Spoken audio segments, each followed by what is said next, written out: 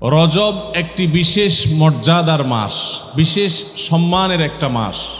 আমাদের সমাজে বেশিরভাগ মুসলিম ভাইয়েরা বোনেরা আমরা রজব মাসের মর্যাদা এবং এরকম আরও কিছু মর্যাদাপূর্ণ মাস আছে, কোরআন যেগুলোকে সম্মানিত মাস বলে ঘোষণা করেছে সে মাসগুলো সম্পর্কে খুব বেশি জানাশোনা আমাদের দেশে সাধারণের মধ্যে নেই। তো আজ আমরা এই রজব মাসের তাৎপর্য, এর গুরুত্ব এবং রজব মাসের পাশাপাশি আরও সম্মানিত যে মাসগুলো আছে সেগুলোর পরিচয় এবং সেগুলোর মাহাত্ম্য খুব সংক্ষেপে তুলে ধরে ইনশাআল্লাহ বিইذনিল্লাহ আমাদের আলোচনা শেষ করব। সম্মানিত উপস্থিতি, আল্লাহ সুবহানাহু ওয়া তাআলা বছরে 12টি মাস দিয়েছেন এবং 12 মাসের এই গণনা, এটার উদ্ভব কখন থেকে হয়েছে, এটার সূচনা এবং শুরুর ইতিহাস কি, এ বিষয়ে সূরা তওবা আল্লাহ রাব্বুল আলামিন আলোকপাত করেছেন। একইভাবে এ বিষয়ে প্রিয় নবী সাল্লাল্লাহু আলাইহি সাল্লামের একাধিক হাদিসও আমরা বিভিন্ন হাদিস গ্রন্থ থেকে পাই। তন্মধ্যে থেকে আবু বকর রাদিয়াল্লাহু তাআলা আনহু বর্ণিত বুখারী মুসলিমের বর্ণিত হাদিসটির অংশবিশেষ আমি পাঠ করে আপনাদেরকে শুনিয়েছি। আল্লাহ সুবহানাহু ওয়া তাআলা কোরআনে কারীমে বলেছেন, ইন্না ইদ্দাতাশ শুহুরি ইনদাল্লাহি 12 শাহরা ফি কিতাবিল্লাহি ইয়াওমা খালাকাস সামাওয়াতি ওয়াল আরদা মিনহা আরবাআতুন হুরুম।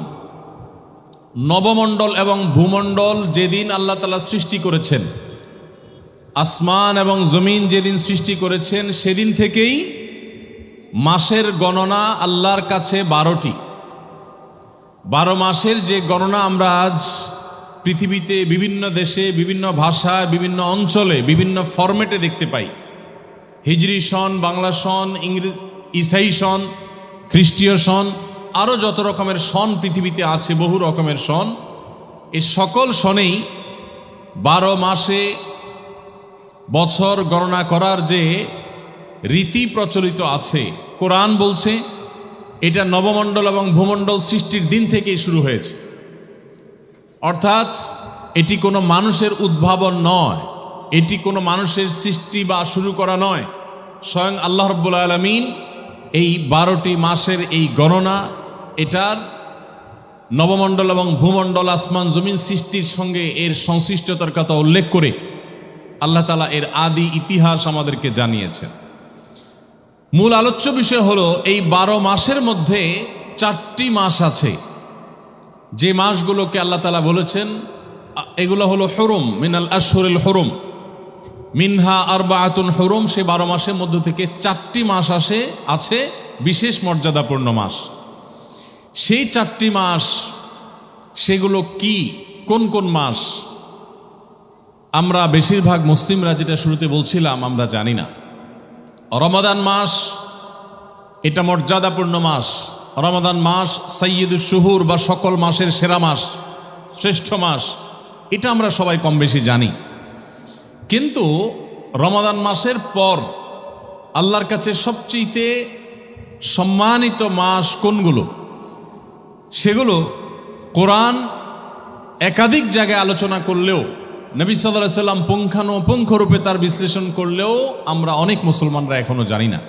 আজকের এই মাহফিল থেকে, আজকের এই দিনী আয়োজন থেকে আমরা ইনশাআল্লাহ এই 4টি মাসের পরিচয় এবং এর একেবারে মৌলিক যে তাৎপর্য সেটা জেনে সেটা আমরা আমল করব।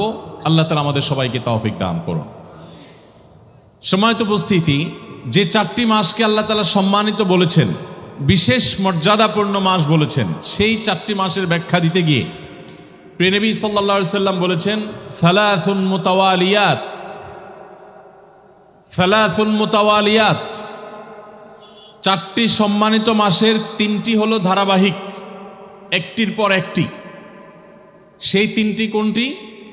সেই মাসগুলো হলো যুলকাদাহ ওয়া যুলহিজ্জাহ ওয়া শাহরুল্লাহিল মুহাররম। একাদশ, দ্বাদশ এবং প্রথম মাস, অর্থাৎ জিলকদ, জিলহজ আর মুহাররম। কয়টা হলো? 3টা। আরো একটা রয়ে গেল, আর সেটা হলো ওয়ারাজব ও মুদর আল্লাযী বাইনা জুমাদা ওয়া শাবান। আরেকটা হলো রজব মাস, যেই রজব মাসটা শাবান এবং জুমাদা সানিয়ার মধ্যবর্তী মাস, সেই রজব মাসটা সম্মানিত 4 মাসের 4র্থ মাস। তাহলে সম্মানিত 4 মাসের পরিচয় আমরা জানলাম, জিলকদ, জিলহজ, মুহররম এবং রজব, মোট 4 মাস। জীবনের তরে মুখস্থ করে নেই এবং অন্যদের সঙ্গে সেটা শেয়ার করব, অন্যদেরকে স্মরণ করাবো যে আল্লাহ রাব্বুল আলামিন চন্দ্রবর্ষের 12টি মাসের মধ্যে 4টি মাসকে বিশেষ মর্যাদাপূর্ণ, বিশেষ সম্মানিত মাস হিসেবে আল্লাহ ঘোষণা করেছেন, আল্লাহ সম্মান দিয়েছেন। অতএব সেই মাসগুলোর পরিচয় যদি আমরা না জানি, সম্মান কিভাবে দেব?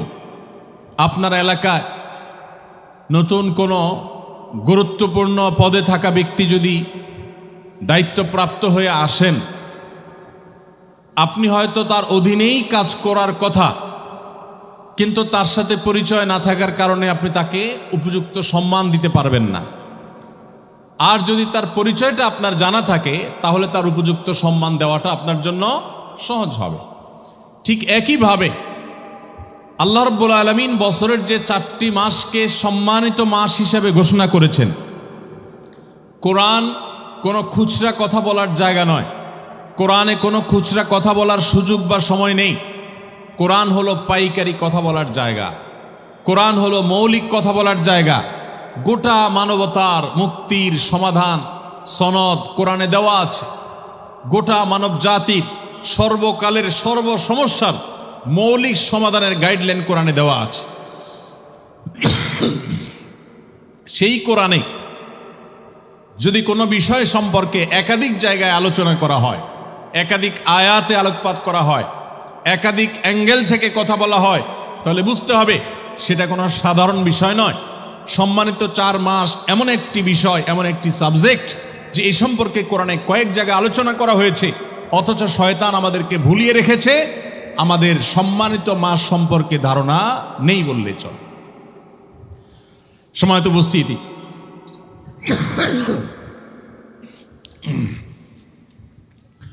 অতএব আজকের এই দিনই আয়োজন থেকে আমরা প্রত্যেকটা মানুষ এই কনসেপ্ট নিয়ে যাব, কোরআন থেকে এই ইলমটা নিয়ে যাব যে সম্মানিত 4টি মাস, যে 4টি মাসকে সম্মানিত আল্লাহ ঘোষণা করেছেন সেগুলো হলো জিলকদ, জিলহজ এবং মুহররম, আরেকটা হলো রজব মাস।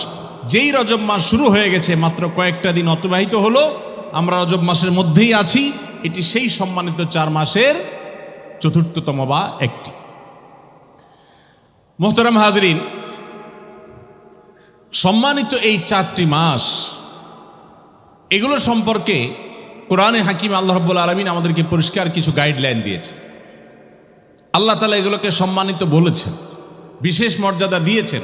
রমাদানের পর এই 4টি মাসের মর্যাদা অন্য সকল মাসের চাইতে বেশি। এখন কথা হলো, রজব মাসের কয়েকটা দিন অতিবাহিত হয়ে গেছে। আমার কাছে বিগত মাস এবং এই মাসের এই কয়েকটা দিনের মধ্যে কোনো পার্থক্য হয়েছে কিনা, আমি এই মাসের যে কয়েকটা দিন অতিবাহিত হয়েছে সেই কয়েকটা দিনকে বিশেষ গুরুত্বপূর্ণ মনে করেছি কিনা, যদি না করে থাকি তাহলে তার পরিষ্কার মানে হলো যে আল্লাহ যে মাসকে সম্মানিত ঘোষণা করলেন, আমি ওই মাসকে কোনো কেয়ারই করলাম না।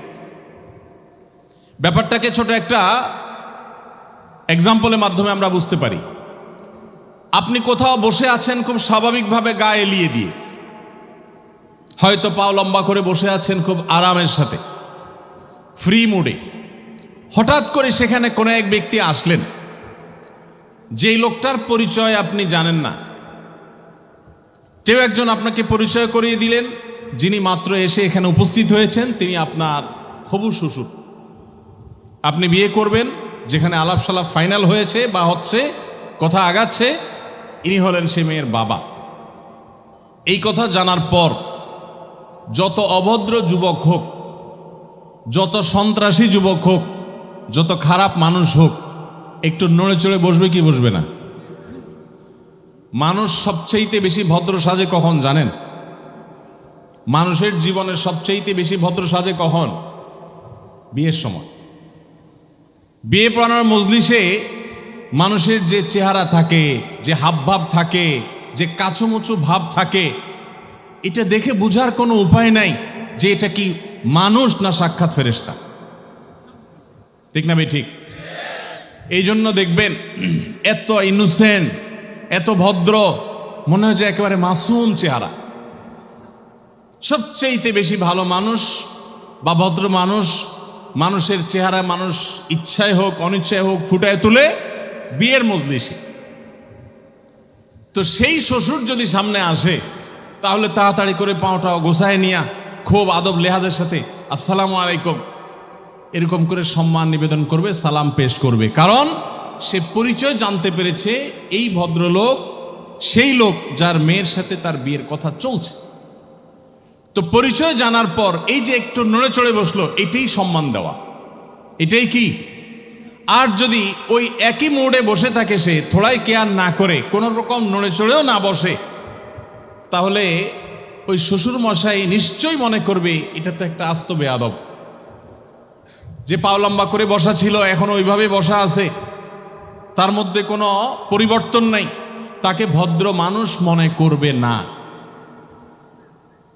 এবার আসুন আমরা যে আলোচনা আছি সেটার সাথে এটাকে আমরা মেলানোর চেষ্টা করি। রজব মাসের কয়েকটা দিন চলে গেছে। আপনি আমি গত মাসে আমাদের ইবাদত, আমাদের আমল, আমাদের কর্মকাণ্ড, আমাদের জীবনাচার সব কিছু যেভাবে ছিল, এই মাসে সম্মানিত মাস হওয়া সত্ত্বেও যদি এই মাসেও ঠিক একইভাবে আমাদের রুটিন চলতে থাকে, ক্যালেন্ডার চলতে থাকে, আমাদের কর্মকাণ্ডগুলো চলতে থাকে, কোনো প্রকার পরিবর্তন যদি না আসে, নড়ে চড়ে যদি না বসি, পাও যদি গোটায় না বসি, তার মানে হলো আল্লাহ তাআলা যে মাসকে সম্মানিত মাস বলেছেন, সম্মান দিতে বলেছেন, সেই মাসের প্রতি আমি সম্মান প্রদর্শন করলাম না। সম্মানিত উপস্থিতি, এই পুরো প্যান্ডেলে এত হাজার মানুষের মধ্যে আমি নিশ্চিত করে ধারণা করতে পারি, বলতে পারি যে এর ভিতরে 2-10 জন 20 জনও হয়তোবা নাই যারা সম্মানিত মাস রজব মাসের কয়েকটা দিন চলে গেছে আর একবারের জন্য মনেও হয়েছে যে একটা সম্মানিত মাস চলছে। আপনি যদি টেরি না পান যে সম্মানিত মাস চলছে, আপনি সম্মান দেখাবেন কোত্থেকে?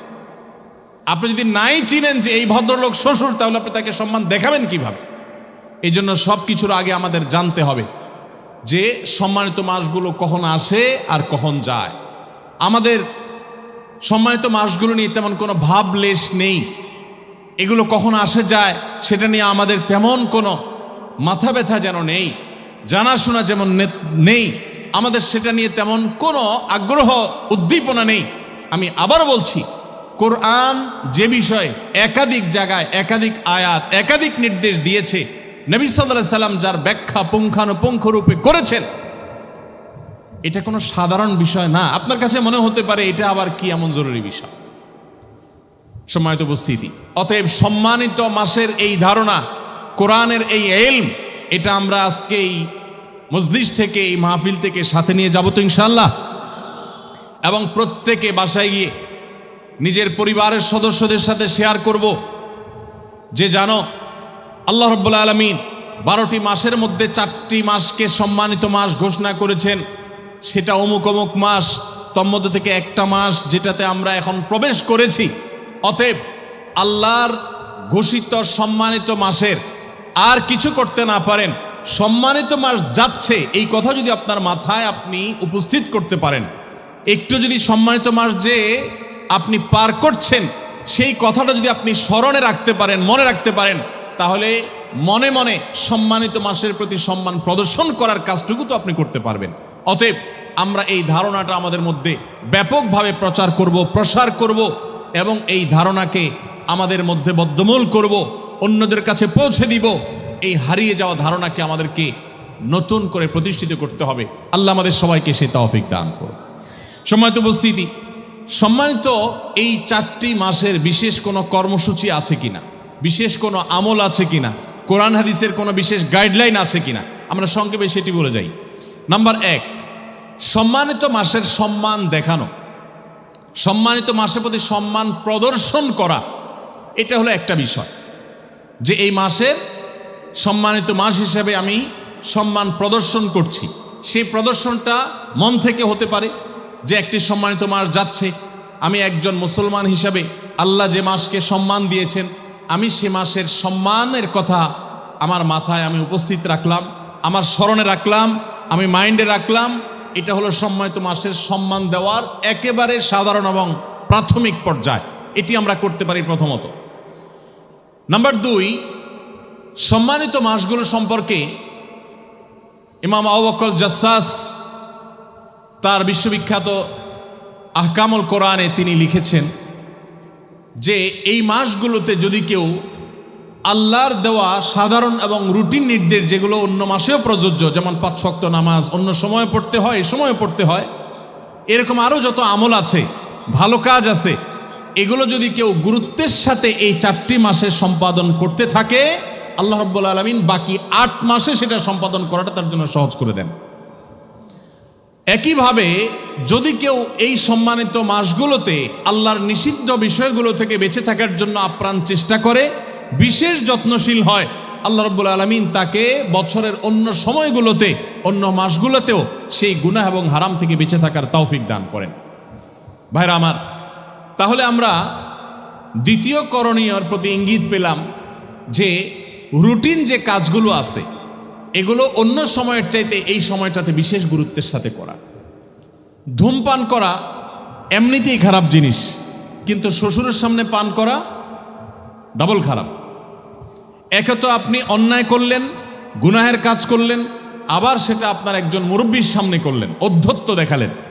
ঠিক একইভাবে আল্লাহ তাআলা যেসব বিষয়কে হারাম করেছেন, নিষিদ্ধ করেছেন, নাজায়েজ করেছেন, সেই বিষয়গুলো অন্য সময় করা তো নিষেধই, আর সম্মানিত মাসগুলোতে সেগুলো বিশেষভাবে লক্ষ্য রেখে সেগুলো থেকে বিরত থাকার কর্তব্য আরও বেশি, এর গুরুত্ব আরও বেশি।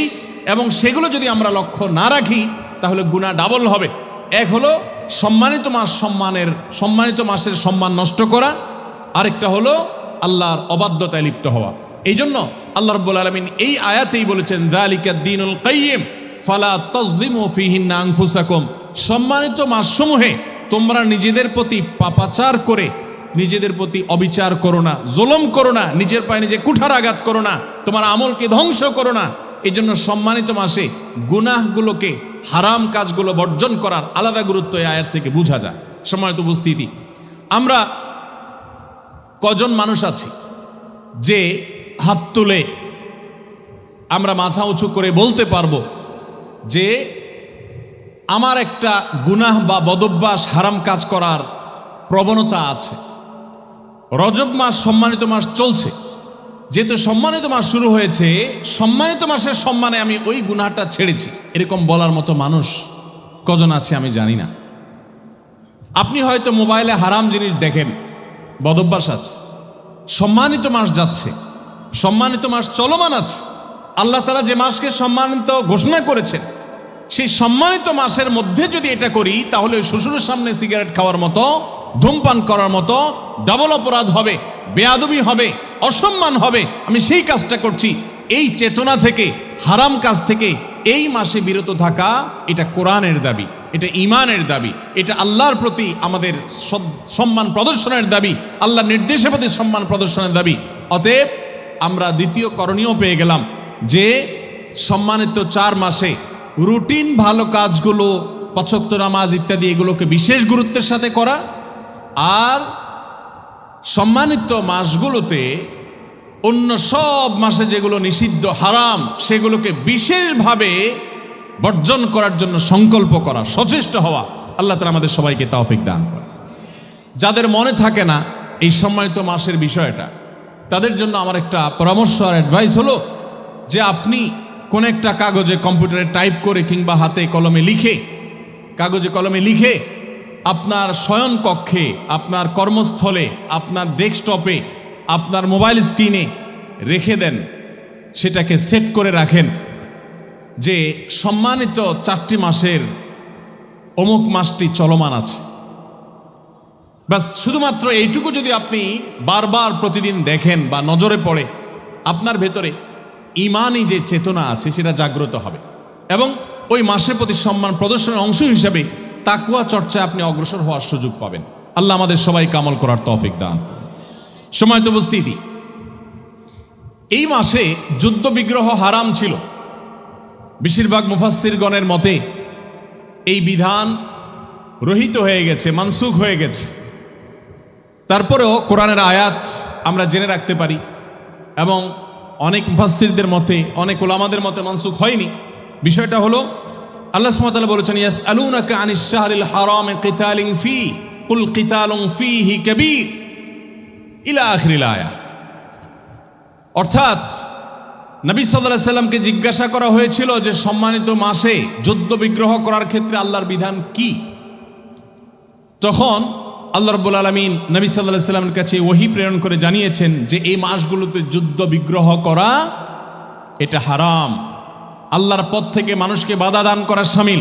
এই মাসগুলোতে আগ বেড়ে যুদ্ধ করা যাবে না। হ্যাঁ, যদি তোমাদের প্রতি যুদ্ধ চাপিয়ে দেওয়া হয় তখন রক্ষণাত্মক যুদ্ধ করতে পারবে। এই বিধানটা বেশিরভাগ মুফাসসিরদের মতে, ওলামাদের মতে রহিত হয়ে গেছে। যে সমস্ত ওলামাদের মতে রহিত হয় নাই, তাদের মতে আমরা এই আয়াতের উপরে আমল করার একটা অপশন হলো যে এই মাসের ঝগড়াঝাটি তুলনামূলকভাবে নিয়ন্ত্রণ করার চেষ্টা করা। আমরা কেউ যোদ্ধা নই, সরাসরি যুদ্ধে সামিল হওয়ার মতো সৈনিক আমরা কেউ বর্তমানে নই। অতএব আমরা যেটা করতে পারি সেটা হলো সম্মানিত মাসের সম্মানে মিনি যুদ্ধ, যেটা ঝগড়াঝাটি, গন্ডগোল, ফাসাদ, এগুলা না করি। অথচ আমাদের সমাজে ঝগড়াঝাটি, গন্ডগোল, ফাসাদ এটা আমাদের সবচেয়ে প্রিয় কাজগুলোর একটি। সব সময় আমরা করে থাকি। কখনো ধর্মের নামে করি, কখনো রাজনীতির নামে করি, কখনো বিভিন্ন নামে বেনামে করি, কিন্তু আমরা বিভিন্নভাবে ঝগড়ার সাথে সম্পৃক্ত। একসময় শুধু অফলাইন ঝগড়া হতো, এখন আমাদের ঝগড়ার বড় অংশ হয় অনলাইনে, সোশ্যাল মিডিয়াতে, ফেসবুকে, এবং সেখানে কাদা ছোড়াছুড়ি হয়। মুসলমান একে অন্যের বিরুদ্ধে শক্তি ক্ষয় করে আর শয়তানকে হাসায়। আল্লাহ তাআলা আমাদের সবাইকে হেফাজতে থাকার তৌফিক দান করুন।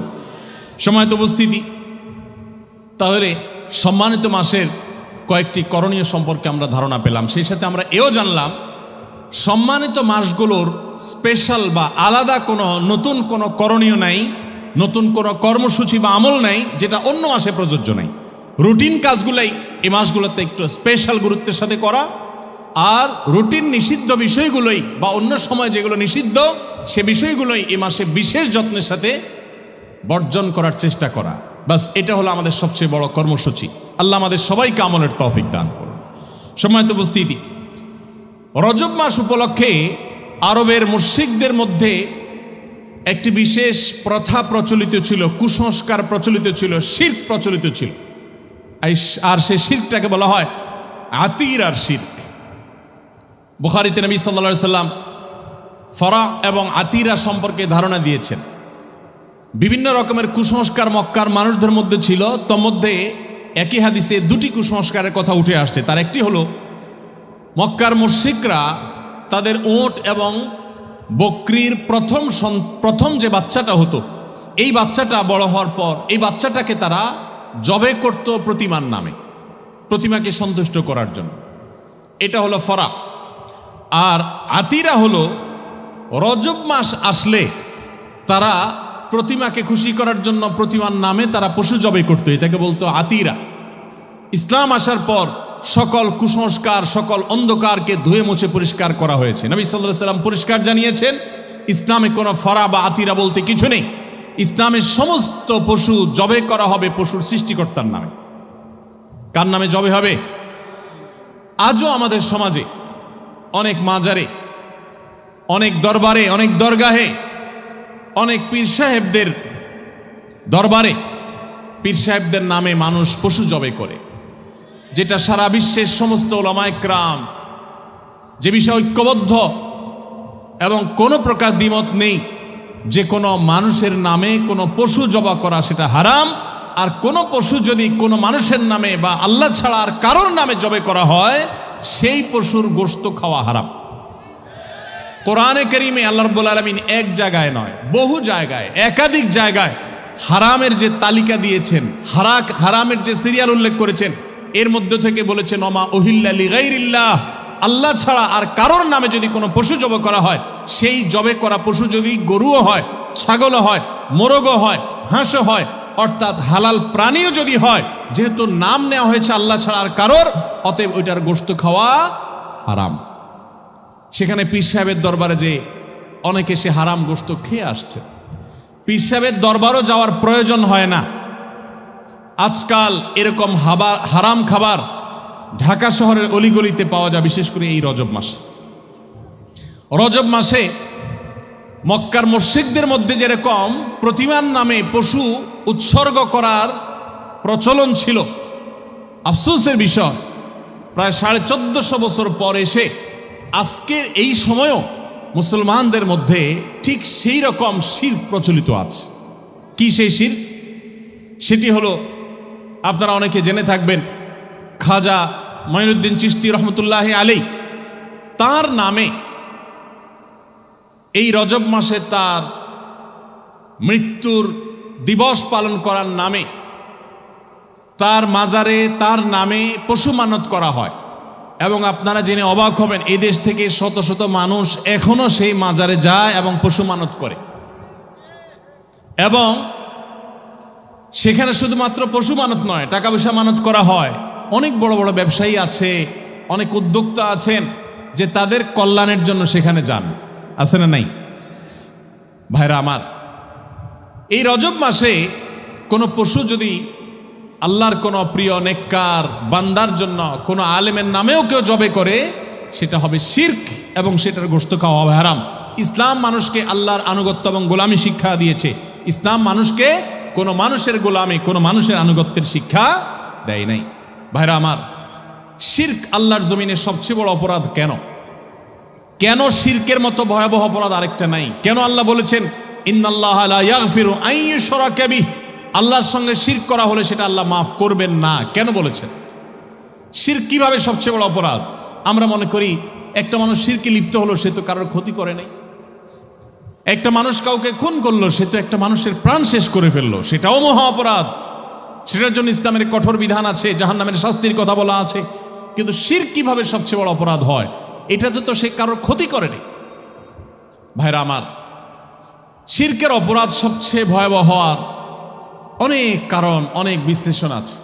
এর ভিতরে একটা শুধুমাত্র যদি উল্লেখ করি, একজন মানুষ আল্লাহর শ্রেষ্ঠ জীব। আল্লাহ তাআলা কোরআনে বলেছেন ওয়ালাকাদ কাররামনা বনি আদম, আদম সন্তানকে আল্লাহ তাআলা সম্মানিত করেছেন। এই মানুষ আল্লাহর শ্রেষ্ঠ জীব, শ্রেষ্ঠ প্রাণী, শ্রেষ্ঠ সৃষ্টি।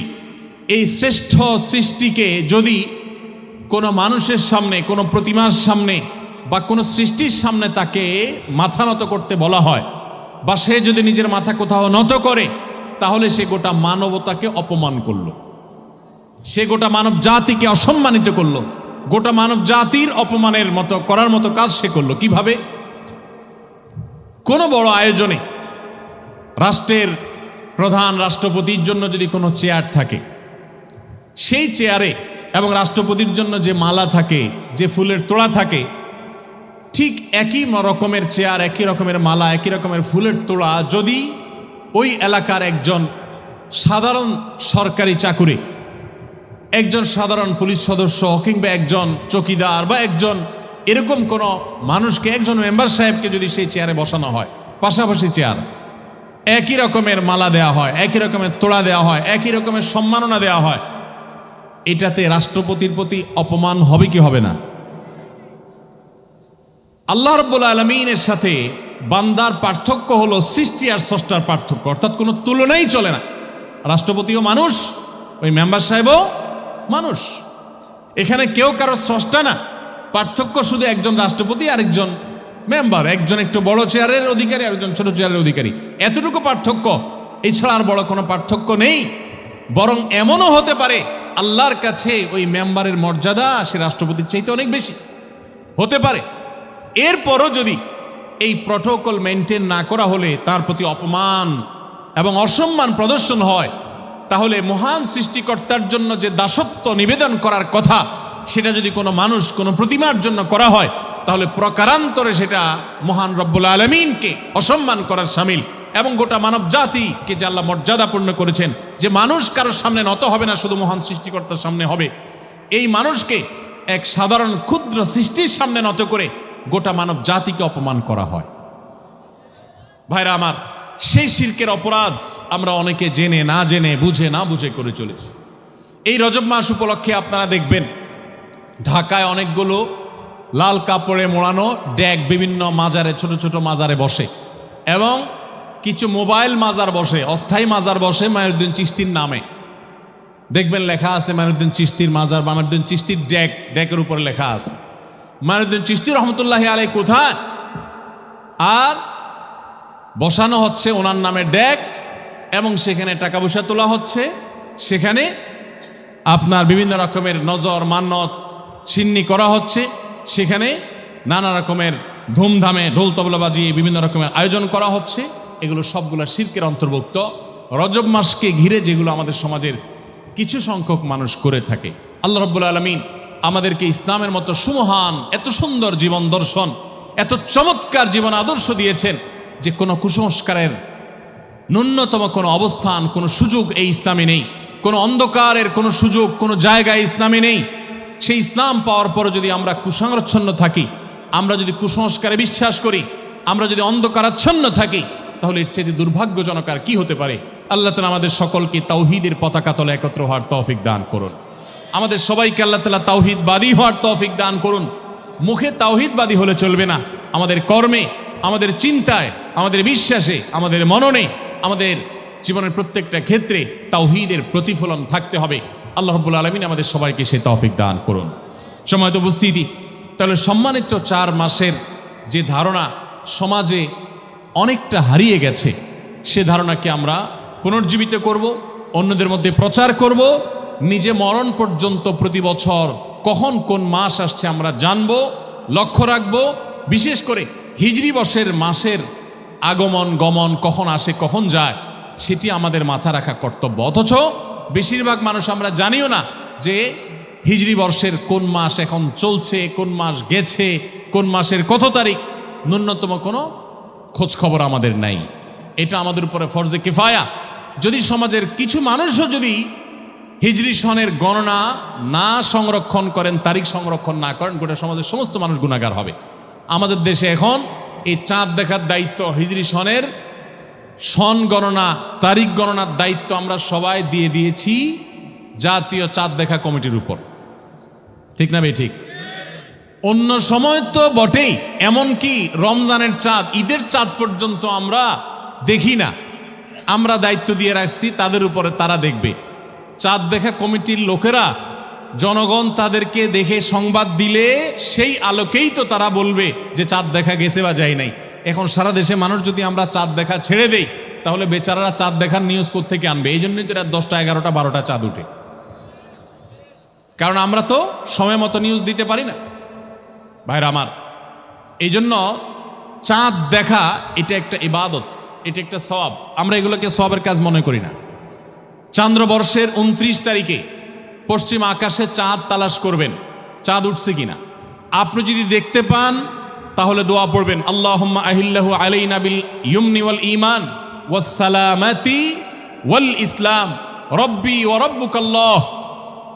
হে আল্লাহ, এই যে নতুন একটি চাঁদ দেখা গেল, এই মাসে আপনি আমাকে বরকত এবং ঈমানের সঙ্গে এই মাসে আমার জীবনকে অতিবাহিত করার, মাসটাকে কাটাবার তৌফিক দান করুন। এই মাস বরকতময় করে দিন, ঈমান দিয়ে এই মাসে আমার পরিপূর্ণ করে দিন, এবং শান্তি সমৃদ্ধি দান করুন, ইসলামের উপরে থাকার তৌফিক দান করুন। হে চাঁদ, তোমার এবং আমার রব এক আল্লাহ। এই দোয়া কত অর্থবহ, কত চমৎকার একটা দোয়া। এই দোয়া নিবেদন করা সুন্নত। এই পুরো মজলিসের মধ্যে যদি জিজ্ঞাসা করা হয়, আমি জিজ্ঞেস করতে চাই, গত 2, 4, 6 মাসের মধ্যে চাঁদ দেখে দোয়া পড়ছেন, 6 মাস দরকার নাই, গত 1 বছরের মধ্যে চাঁদ দেখে দোয়া পড়ছেন, এরকম কেউ থাকলে একটু হাত তোলেন। প্রশ্ন বুঝছেন না বুঝেন নাই? না বুঝে হাত তুলছেন, হাত নামান। সামনে করবেন সেটা আমি বলি নাই, গত 1 বছরে চাঁদ দেখে এই দোয়াটা পড়ছেন যারা, তারা হাত তোলেন। সবাই দোয়া পড়ছেন? ভাই দাঁড়িয়েলা, ভাই আপনি দাঁড়ান। হ্যাঁ বলেন কি দোয়া পড়ছেন, দোয়াটা বলেন।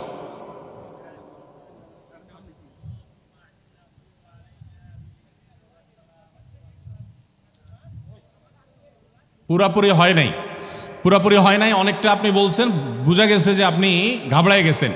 আল্লাহুম্মা আহিল্লাহু আলাইনা বিল ইয়ুমনি ওয়াল ঈমান ওয়াস সালামাতি ওয়াল ইসলাম রব্বি ওয়া রাব্বুকাল্লাহ। সবাই মুখস্থ করবো তো ইনশাআল্লাহ। আচ্ছা দাঁড়ান, আপনার শেষ হয় না পরীক্ষা এখনো? কোন মাসে দোয়া পড়ছেন আপনি? এই রজব মাসে? সুবহানাল্লাহ, নারায়ে তাকবীর। মাশাআল্লাহ মাশাআল্লাহ, আল্লাহর বান্দারা এখনো আছে মাশাআল্লাহ। আল্লাহ তাআলা আপনাকে তৌফিক দান করুন। কই দোয়ার বই কই? আসেন এদিকে আসেন, আপনি একটা পুরস্কার দেই। আসেন, আপনি এটা আমল করেছেন যে আমলটা হারিয়ে গেছে সমাজ থেকে, আপনাকে পুরস্কৃত করতে চাই, সম্মানিত করতে চাই। আমরা সবাই ইনশাআল্লাহ চাঁদ তালাশ করবো তো ভাই? সবাই চাঁদ তালাশ করেন আপনারা, কিন্তু সেটা আকাশে না। কোথায়? ফেসবুকে। চাঁদ তালাশ করেন কোথায়? ঈদের চাঁদ দেখা গেল কিনা, রমজানের চাঁদ দেখা গেল কিনা, চাঁদ দেখা কমিটি মিটিং হয়েছে কিনা, মিটিং হলে সিদ্ধান্ত কি আসলো, এটা। আপনি সোশ্যাল মিডিয়াতে খবর রাখেন, দোষের না, বিষয় না, কিন্তু আপনি তো আকাশে চাঁদ তালাশ করবেন। আল্লাহ আমাদের সবাইকে তৌফিক দান করুন। আমরা সবাই চেষ্টা করবো তো ইনশাআল্লাহ। শহরের মানুষের তো কপাল এত খারাপ যে চাঁদ আকাশে তালাশ করা তাদের জন্য কঠিন হয়ে গেছে, কারণ বিল্ডিং ছাড়া কিছু দেখা যায় না। তারপরও ছাদে উঠে উন্মুক্ত মাঠে গিয়ে আমরা তালাশ করব। আমরা আমাদের ছেলেবেলায়, আমাদের শৈশবে গ্রামের রাস্তায় গিয়ে চাঁদ তালাশ করেছি। এখন গ্রামেও নাই, সব টেলিভিশন আর মোবাইলে চাঁদ দেখে। তো আপনারা এই হারানো ইবাদত, এই আমলকে পুনর্জীবিত করবেন তো ইনশাআল্লাহ। চাঁদ দেখে যদি দোয়া পড়তে পারেন তাহলে তো সওয়াব পাবেন, সুন্নাত জিন্দা হবে। আর যদি চাঁদ দেখার চেষ্টা করে চাঁদ দেখতে না পান, তারপরও আপনি চেষ্টা করেছেন চাঁদ দেখার, সেজন্য আপনি সওয়াব পাবেন ইনশাআল্লাহ। কি নাম আপনার? ওয়ালাইকুম আসসালাম। মাশাআল্লাহ, কি করেন আপনি? আচ্ছা, আল্লাহ তাআলা আপনাকে সুদী প্রতিষ্ঠান থেকে বেঁচে থাকার তৌফিক দান করুন। আমি জানি না আপনি কি প্রতিষ্ঠানে আছেন না আছেন কোথায়, আমার শুধু নসিহত থাকলো, সেটার উপর আপনি আমল করবেন। আর দোয়াটা আপনি আবার একটু বলেন। ওয়াল ঈমান ওয়াস সালামাতু ওয়াল ইসলাম। আপনি এই মাসে পড়ে এই মাসে ভুলে গেলেন কিভাবে? না ভড়কাই গেছেন এত মানুষ সামনে, কিন্তু আপনি পড়ছেন, এটা বোঝা গেছে মাশাআল্লাহ। জান, আমার লেখা 2টা বই আপনাকে হাদিয়া। ওমরা কিভাবে করবেন? ওমরা করছেন জীবনে? করেন নাই? আপনি সব এলোমেলো হয়ে যাচ্ছে ভয়ের দর কিছু নাই তো। আল্লাহ তাআলা আমাদের এই ভাইয়ের জন্য দোয়া করি, আল্লাহ তাআলা ভাইকে বাইতুল্লাহর জিয়ারতের তৌফিক দান করুন। আমাদের সবাইকে আল্লাহ তাআলা বাইতুল্লাহ জিয়ারতের তৌফিক দান করুন, বারবার যাওয়ার তৌফিক দান করুন। বাইতুল্লাহর জিয়ারতের যে তৃষ্ণা, এটা যে একবার করে, এই তৃষ্ণা তার আরো বাড়তে থাকে, আরো বাড়তে থাকে। যে না গেছে সে বুঝবে না যে এই তৃষ্ণা কি জিনিস। আমি তাজমহল গিয়েছি, পৃথিবীর অনেক বড় বড় জায়গায় যাওয়ার সুযোগ আমার হয়েছে। আমাকে যদি কেউ এখন পয়সা দিয়া বলে যে আপনাকে ফাও নিয়ে যাব, আরো উল্টা টাকা দেব, আমার তো মনে হয় আমি দ্বিতীয়বার দেখতে যাব না। দেখছি তো, আর দেখার কি আছে।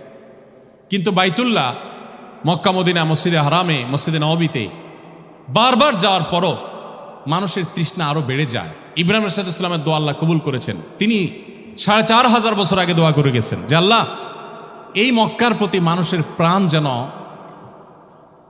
এটার প্রতি আকৃষ্ট হয়, মানুষ যেন এটার প্রতি আকৃষ্ট হয়, মানুষের মনটা যেন এখানে লেগে থাকে। সেই দোয়া আল্লাহ তাআলা কবুল করেছেন। তো আমরা দোয়া করি আল্লাহ তাআলা সবাইকে বারবার বাইতুল্লাহ যাওয়ার তৌফিক দান করুন। আরেকটা বই হলো রাসূলুল্লাহ সাল্লাল্লাহু আলাইহি ওয়াসাল্লামের সকাল সন্ধ্যার দোয়া ও জিকির। আমল করবেন, মুখস্থ করবেন ইনশাআল্লাহ।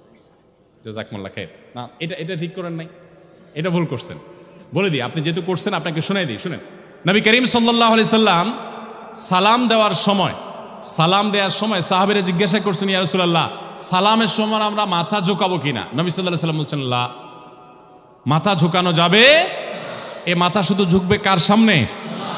আর কারোর সামনে ঝুঁকবে যারা বিভিন্ন মতবাদ, বিভিন্ন বাদ, বিভিন্ন দল, বিভিন্ন গোষ্ঠী, বিভিন্ন স্বার্থের কাছে মাথা নত করে। এরা তো দুনিয়ার গোলাম। আমরা সবাই কার গোলাম? আমাদের এই মাথা, আমাদের এই শির শুধু নত হবে এক সত্তার কাছে, তিনি কে? অতএব এই মাথা কারোর সামনে ঝুঁকানো যাবে না, সালাম হবে স্ট্রেট। ওয়ালাইকুম আসসালাম, জাযাকুমুল্লাহ খাইর। আপনার উসিলা একটা জিনিস আমরা শিখে ফেললাম, শুকরান। ভাইরা আমার, তাহলে ইনশাআল্লাহ রজব মাসের এবং সম্মানিত মাসের এই ধারণাগুলো আমরা সবাই সমাজে বিস্তার করব তো ইনশাআল্লাহ। আল্লাহ তাআলা আমাকে, আপনাকে, আমাদের সবাইকে আমলের তৌফিক দান করুন।